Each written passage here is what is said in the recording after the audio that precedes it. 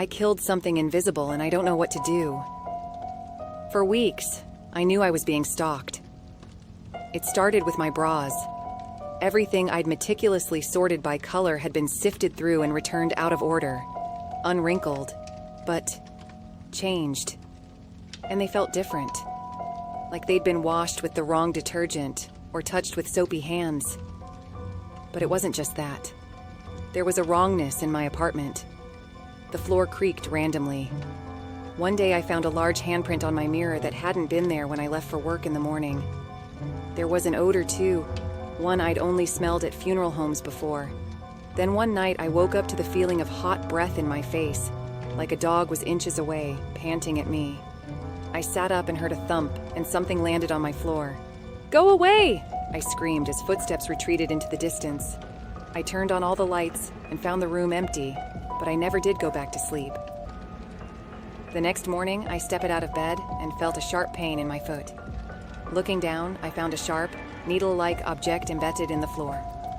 I took it to the bathroom to look at it under stronger light and realized that the needle turned transparent when viewed from certain angles.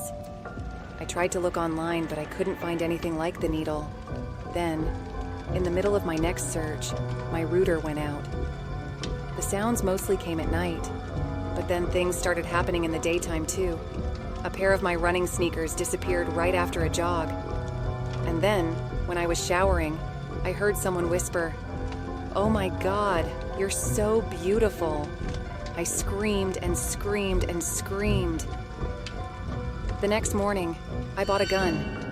The guy at the store, a bearded fatherly type, tried to sell me on a 9mm that looked like a toy, but I sprung for a Sig Sauer 365, complete with a 10+1 magazine. I hadn't gone shooting since my dad had taken me to the range back in my teens, so I figured I might need a few shots. That night, I slipped the gun under my pillow and went to sleep.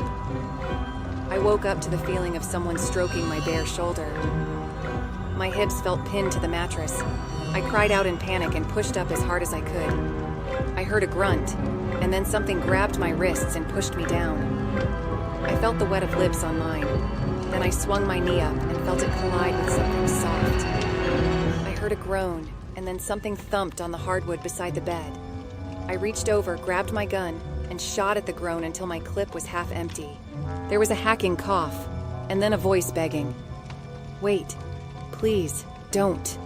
I love you." I emptied the rest of the clip and the voice was gone. There's a warm, wet pool on my bedroom floor now. I've been trying to mop it up, but it's hard because there's nothing to see. Then there's the invisible thing. It's a little bigger than me, and I'm not sure how I'll possibly lift it.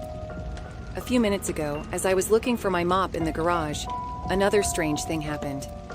My front door slowly opened and closed. I heard a few sets of footsteps enter. They walked to my bedroom. Since then, I've been hearing the sound of tape unrolling and bottles spraying. They're cleaning up, I realize. But what I don't yet know is if I'm part of the mess.